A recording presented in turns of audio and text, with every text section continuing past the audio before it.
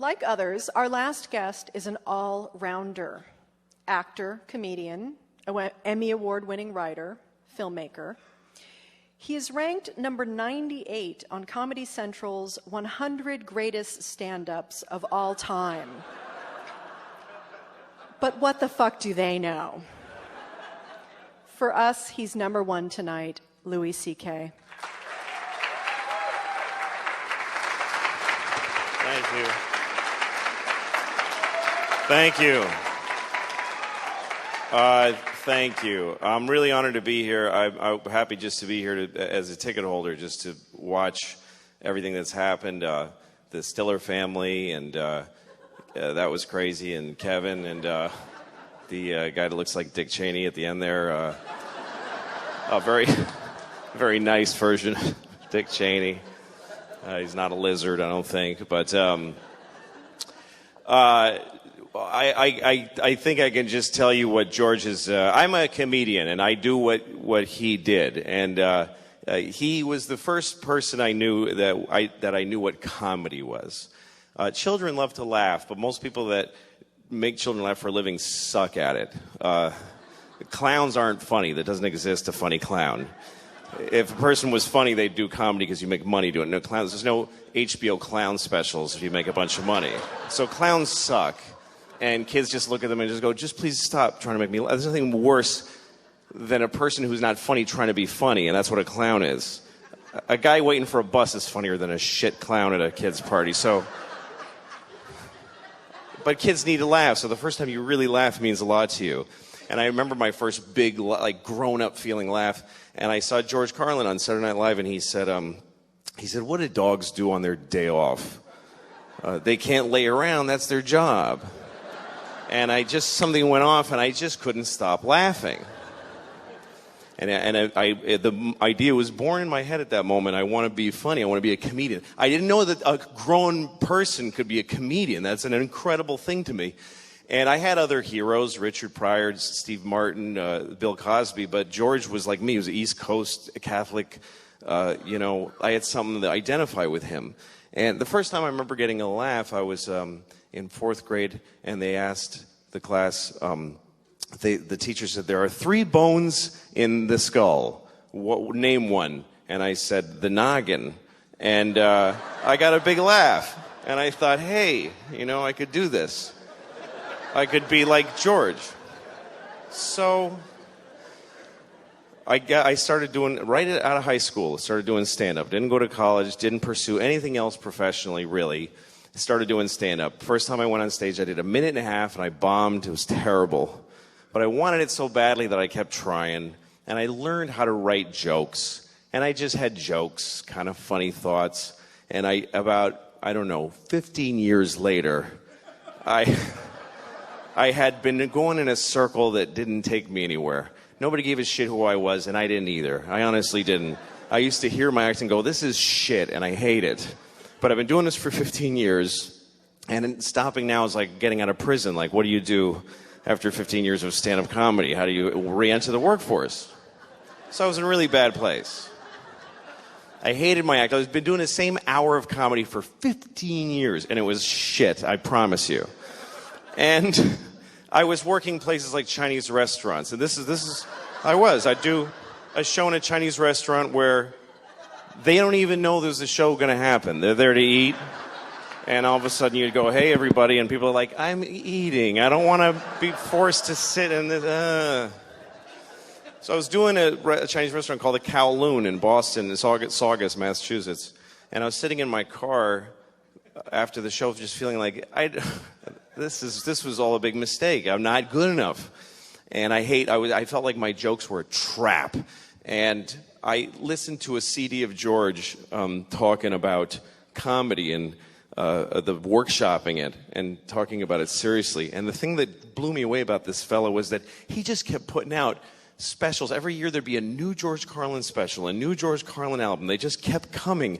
And each one was deeper than the next. And I just thought, how can he do that? And it made me literally cry that I could never do that. I was telling the same jokes for 15 years. So I'm listening, and they ask him, how do you do all this material? And I'm like, eh. And And I hear him, and he says, well, I just decided every year I'd be working on that year's special. And I'd do the special, and then I'd just chuck out the material. And I'd start again with nothing. And I thought, that's crazy. How do you throw away? It took me 15 years to build this shitty hour. If I throw it away, I got nothing. But he gave me the courage to try, and also I was desperate. What the fuck else was I going to do? This idea that you throw everything away and you start over again. And I thought, well, okay, when you're done telling jokes about airplanes and dogs, and you throw those away, what do you got left? You can only dig deeper. Start talking about your feelings and who you are. And then you do those jokes and they're gone. You got to dig deeper. So then you start thinking about your fears and your nightmares and doing jokes about that. And then they're gone. And then you start going into just weird shit. Yeah, eventually you get to your balls. But there's a whole... It's a process that I watched him do my whole life, and I started to try to do it. And I started to think, because he says whatever he wants. What do I really want to say that I'm afraid to say?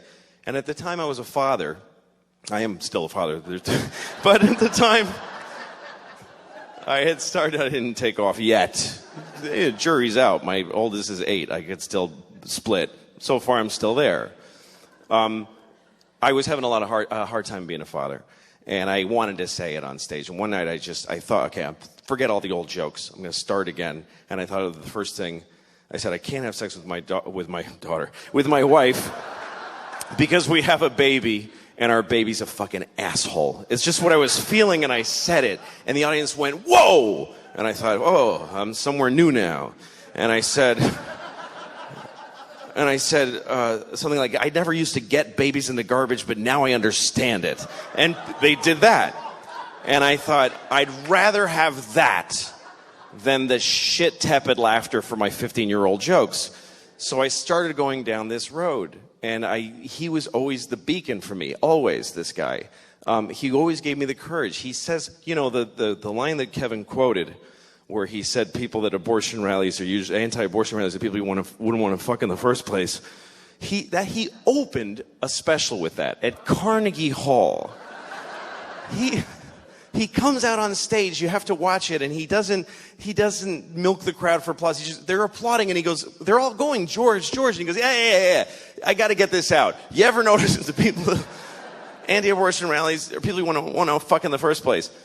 And most comedians would do a good half an hour of really sweet material and couch that joke in but he just had to get it out there. So he set that example for me, and that's the way I've done my act. And since then I've done 3 comedy specials, and I've started down the same road. It's been a massive change for me. I feel every year I've got something to work for. I'm doing exactly what he taught me to do, and on stage I feel a courage to say what I want to say because of this guy. And anyway, a few years ago, I was about to tape my second stand-up special, and he was taping the same night in L.A. He taped his last special on the same night that I taped one, and I remember feeling like, this is amazing that I do what this great man does, and that we do it in the same way. And he died, and he kicked me in the balls when he died. It really hurt. And then I remember that, and I don't want to be doing this, I'm sorry, but later I was at it doesn't matter, and my phone rang, and it was his daughter, it was Kelly, and I have 2 kids, and they're girls, so I thought, he's got a daughter, and his daughter's calling me, and I know what it means to have a daughter, because I have 2, and she's calling me and asking me to come and say something about what he meant to me. So that was a big moment for me. I'm very proud to do what George did. I know I was supposed to close funny, but I'm not good at doing stuff that isn't my act, so I'm sorry. But he was a great man, and anything that ever happens to me that's good is due to this guy. And I can tell you, because I do what he did, that it was really hard to say the shit that he did, and that it took a lot of courage. It was difficult. So thanks for coming and honoring him, and thanks for having me.